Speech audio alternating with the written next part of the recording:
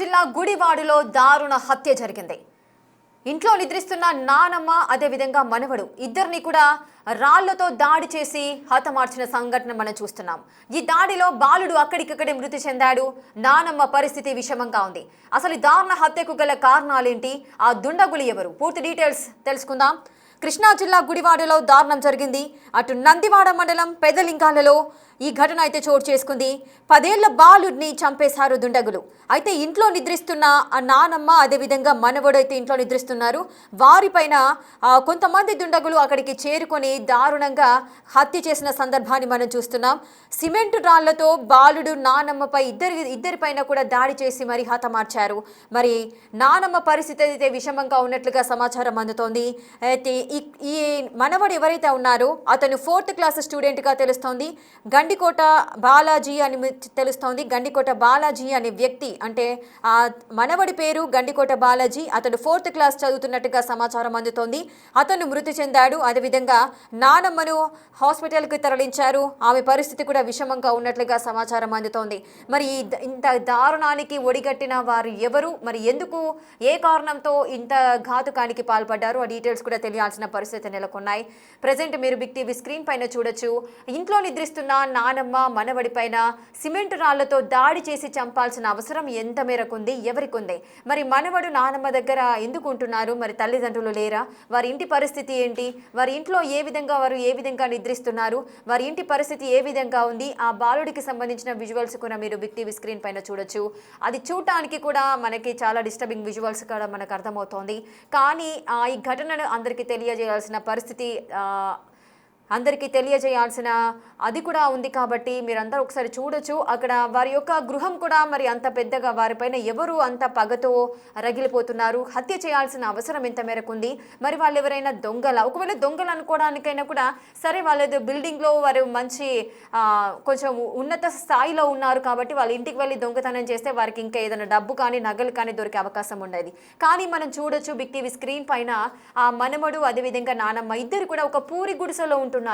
అంత చిన్న పూరి గుడిసెలో వారు నిద్రిస్తున్న సమయంలో ఇంత ఘాతుకానికి ఒడిగట్టాల్సిన అవసరం ఎంత మేరకు ఉంది అంటూ కూడా ఈ దృశ్యాలను చూసిన వారంతా కూడా చలించిపోతున్న పరిస్థితులు నెలకొన్నాయి. కనీసం రేకులు వేసుకోవడానికి కూడా స్తోమత లేని పరిస్థితుల్లో నానమ్మ ఆ మనవడిని చదివించుకుంటూ ఉంటుంది. మరి అటువంటి సందర్భాల్లో నిరుపేదలుగా ఉన్నారు వాళ్ళు. మీరు బిగ్ టీవీ స్క్రీన్ పైన వారి ఇంటి పరిస్థితి ఏ విధంగా కూడా ఉందో చూడొచ్చు. ఇంట్లో సామాను కూడా ఏది కనిపించట్లేదు. జస్ట్ ఒక మంచం మీద వారి ఇద్దరు కూడా నిద్రపోతున్నారు. అంత పూరి గుడిసెలో ఉన్న నానమ్మని, అదేవిధంగా ఒక వృద్ధురాలిని, ఒక అబ్బాయిని, అంత చిన్న పిల్లాడిని ఇద్దరిని కూడా ఎందుకు చంపడానికి ప్రయత్నించారు? అర్ధరాత్రి వేళ వాళ్ళు నిద్రిస్తున్న టైంలో వెళ్ళి సిమెంట్ ఇటుకలతోని వారిపైన దాడి చేసి హతమార్చాల్సిన అవసరం ఏముంది? నిజంగానే వాళ్ళు స్పృహలోనే ఉండి ఈ ఘాతుకానికి ఒడిగట్టారా? మరి వాళ్ళు ఏదైనా మత్తు పదార్థాలు ఏదైనా తీసుకొని ఆ విధంగా ఏదైనా గొడవ జరిగిందా? మరి ఏదైనా గొడవ జరిగినా కూడా ఇంట్లోకి వెళ్ళి నిద్రిస్తున్న వాళ్ళపైన దాడి చేయాల్సిన అవసరం ఏముంది? ఈ విధంగా ఎన్నో ప్రశ్నలు అయితే వస్తున్నాయి. ముక్కు పచ్చలారని బాలుడిని హతమార్చాల్సిన అవసరం ఎవరికి ఉంది? దానికి సంబంధించి కూడా అటు హాస్పిటల్లో కూడా దృశ్యాలు మీరు చూడొచ్చు. వారి యొక్క బంధువులంతా కూడా తీవ్రంగా రోధిస్తున్న పరిస్థితులు నెలకొన్నాయి. మరి ఎవరు వాళ్ళంతా కూడా, మరి ఎందుకు ఈ విధమైన ఘాతుకానికి ఒడిగట్టారు? కృష్ణా జిల్లా గుడివాడలో ఈ దారుణమైన ఘటన అయితే చోటు చేసుకుంది. నందివాడ మండలం పెదలింగాలలో జరిగింది ఘటన. ఇంట్లో నిద్రిస్తున్న నానమ్మ మనవడిపైన దాడి చేశారు. అయితే ఆ గండికోట బాలాజీ అనే అబ్బాయి 4th క్లాస్ చదువుతున్నట్టుగా సమాచారం. మరి నానమ్మ కూడా గాయపడింది. ఆమె పరిస్థితి కూడా సీరియస్గా ఉందని చెబుతున్నారు. సిమెంట్ రాళ్లతో దాడి చేసి ఇంత ఘాతుకానికి పాల్పడాల్సిన అవసరమే ఉంది. మరి ఆ దుండగులు ఎవరు? సో పూర్తి డీటెయిల్స్ మా ప్రతినిధి శివ అందిస్తారు. శివ, కృష్ణా జిల్లా గుడివాడలో ఈ దారుణ ఘటన అయితే చోటు చేసుకుంది. నందివాడ మండలం పెదలింగాలలో ఈ దారుణమైన ఘటన జరిగింది. ఇంట్లో నిద్రిస్తున్న బాలుడు అదేవిధంగా నానమ్మ ఇద్దరిపైన సిమెంట్ ఇటుకలతో దాడి చేసి హతమార్చాల్సిన అవసరం ఎంత మేరకు ఉంది? సో దీనికి సంబంధించిన డీటెయిల్స్ కూడా తెలియాల్సిన పరిస్థితులు అయితే నెలకొన్నాయి. మరి ఎందుకు ఈ విధంగా జరిగింది? సాధారణంగా కొంచెం ఉన్నత స్థాయి కుటుంబాలు అయితే మరి దొంగలు ఎవరైనా ఉన్నప్పటికీ కూడా వాళ్ళ ఇంట్లోకి వెళ్ళి ఏదైనా చోరీ చేసే నగలు కానీ నగదు కానీ ఎత్తుకెళ్తూ ఉంటారు. అడ్డొచ్చిన వారిని వారికి తెలియకుండా హతమార్చేయాల్సిన అవసరం ఉంటుంది. ఆ విధంగా చేస్తూ కొంతమందిని గాయపరుస్తూ కూడా ఆ విధంగా వెళ్తూ ఉంటారు. మరి ఇక్కడ సిచ్యువేషన్ మనం చూసుకున్నట్లయితే పూరి గుడిసెలోనే నివసిస్తున్నారు ఆ అబ్బాయి ఉన్న నానమ్మ, ఆ వృద్ధురాలు ఇద్దరు కూడా. సో అటువంటి పరిస్థితుల్లో ఇద్దరిపైన సిమెంట్ ఇటుకలతో దాడి చేయాల్సిన అవసరం ఎంత మేరకు ఉంది? ఆ దుండగులు ఎవరు? పోలీసులు ఏమంటున్నారు? పూర్తి డీటెయిల్స్ మా ప్రతినిధి శివ అందిస్తారు. శివ, అసలు ఏం జరిగింది? 4th క్లాస్ చదువుతున్నటువంటి ఒక అబ్బాయిని, అదేవిధంగా వృద్ధురాలిని ఇంట్లో నిద్రిస్తున్నప్పుడు హతమార్చాల్సిన అవసరం ఎంత మేరకు ఉంది? అసలు ఎవరు ఆ దుండగులు? ఎప్పుడు జరిగింది ఘటన? మొత్తం మీద చూస్తుంటే గుడివాడ నందివాడ మండలంలో 10 బాలుని దారుణాత్యం కదలింగాల గ్రామంలో ఇంట్లో నిద్రిస్తున్న నాయనమ్మ మనవడిపై గుర్తెరిగిన వ్యక్తులు దాడి చేశారు. 4వ తరగతి విద్యార్థి గండికోట బాలాజీ మృతి చెందాడు. ఉద్రాల లక్ష్మి తీవ్ర గాయాలైనాయి. ఉద్రాల లక్ష్మి పరిస్థితి విషమంగా ఉంది. మెరుగైన చికిత్స కోసం విజయవాడ తరలించారు. అయితే పోలీసులు సంఘటనా స్థలానికి చేరుకొని సిమెంట్ రాడ్లతో ఇరువురిని బలంగా కొట్టినట్టు కూడా గుర్తించారు. అయితే ఎందుకు జరిగింది ఏంటి అనే దానికి సంబంధించి కూడా లోతుగా దర్యాప్తు చేస్తున్నారు. అయితే స్థానికంగా గాయాలకు సంబంధించి తెలియజేశారు. అయితే ఉద్రాలు స్థానికంగా బెల్ట్ షాపు నిర్వహిస్తున్నట్టు తెలుస్తున్నారు. దాడి గల కారణాలని పోలీసులు వివిధ కోణంలో దర్యాప్తు చేస్తున్న పరిస్థితి కనిపిస్తా ఉంది.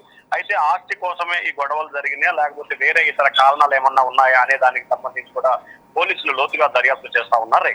శివ, మరి మనవడు అంటే ఆ అబ్బాయి ఎవరైతే ఉన్నారో గండికోట బాలాజీ, మరి ఆ వృద్ధురాలి దగ్గర ఉండాల్సిన అవసరం ఏంటి? తనకి పేరెంట్స్ లేరా? అంటే వాళ్ళ పేరెంట్స్ సంబంధించి వేరే ఊర్లో ఉంటున్నారు. ఇతను మాత్రం ఇక్కడే ఉంటున్న పరిస్థితి, నాయనమ్మ వద్దే ఉండి చదువుకుంటున్న పరిస్థితి కనిపిస్తా ఉంది. అయితే వృద్ధురాలు లక్ష్మిని హత్య చేయాలని చెప్పి భావించారు. అయితే హత్యకి సంబంధించి కూడా చేస్తే ఒకవేళ గనక వృద్ధురాలు లక్ష్మిని హత్య చేస్తే ఇతను చూసి సాక్ష్యం చెప్పినా లేదా ఇబ్బంది ఏర్పడుతుందని చెప్పి భావించారు. సో ఈ నేపథ్యంలో భావించిన నేపథ్యంలోనే బాలాజీని కూడా తప్పాలని చెప్పి అతను నిర్ణయం తీసుకున్నట్టు తెలుస్తా ఉంది. దానిలో భాగంగానే అతన్ని కూడా తప్పినట్లు అర్థమవుతా ఉంది. రేఖ, ఎస్ శివ, మరి ఆ దుండగులు మొత్తం ఎంతమంది ఉన్నారు? వారిని పోలీసులు అదుపులోకి తీసుకోవడం ఏమైనా జరిగిందా? ప్రస్తుతానికైతే సీసీ కెమెరాని పోలీసులు పరిశీలిస్తున్నారు. అక్కడ జరిగిన సంఘటనకు సంబంధించి మిగిలిన విషయాలకు సంబంధించి కూడా లోతుగా దర్యాప్తు చేస్తా ఉన్నారు. సీసీ ఫుటేజ్ ని పరిశీలించిన తర్వాత నిందితుల కోసం ప్రత్యేక బృందాలకు ఏర్పడి గాలింపు చర్యలు అయితే కొనసాగిస్తా ఉన్నారు. శివ, అసలు ఈ ఘటన పోలీసులకు ఎప్పుడు తెలిసింది? మనం అక్కడ విజువల్స్ చూసినట్లయితే వారున్న గుడిసెకు సంబంధించి చుట్టుపక్కల కూడా ఇల్లులు కూడా ఏం కనిపించట్లేదు. అక్కడ సిచ్యువేషన్ ఏంటి? ఎవరు చూసారు ఈ ఘటన మొదటిగా? ఇదంతా కూడా గ్రామ శివార్ ప్రాంతంలో లక్ష్మి అనే మహిళ బెల్ట్ షాప్ నిర్వహిస్తున్నట్లు తెలుస్తా ఉంది. సో ఈ బెల్ట్ షాప్ నిర్వహించే క్రమంలోనే కొంతమంది వ్యక్తులతో విభేదాలు వచ్చినట్లు కూడా తెలుస్తా ఉంది.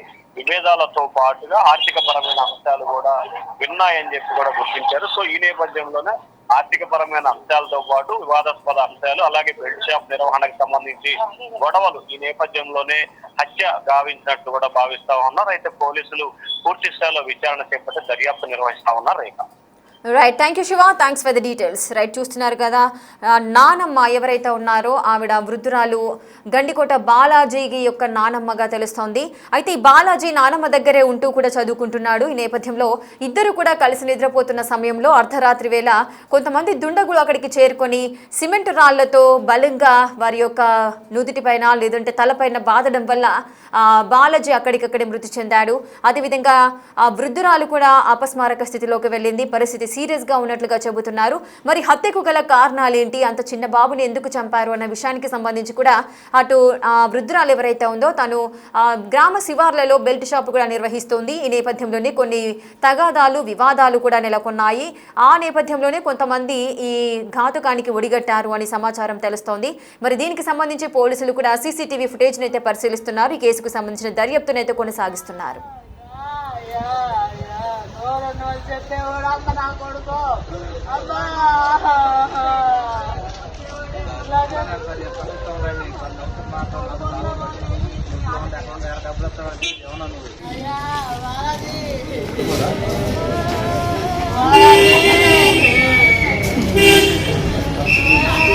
బావా పిల్లడు బావా 5 కాళ్ళు పూసుకొని వారసులు కడుకుంటాడు అనుకుంటాడు బావా.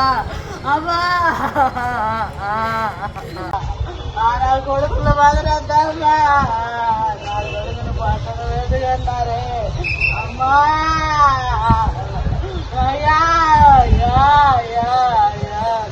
నోరు చెప్పేవాడు అమ్మ నా కొడుకు. అమ్మా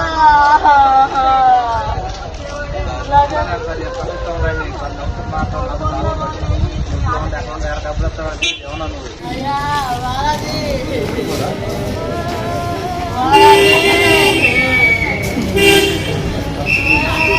బావా బావా పిల్లోడు బావా 5 కాళ్ళు చూసుకొని వారసులు కడుకుంటాడు అనుకున్నాడు బావా అమ్మా నా కొడుకుల బాధరద్దమ్మా నా కొడుకును పట్టణం ఎందుకన్నారే అమ్మా అయ్యా అయ్యా అయ్యా అయ్యా నోరు చెప్పేవాడు అమ్మ నా కొడుకు అమ్మా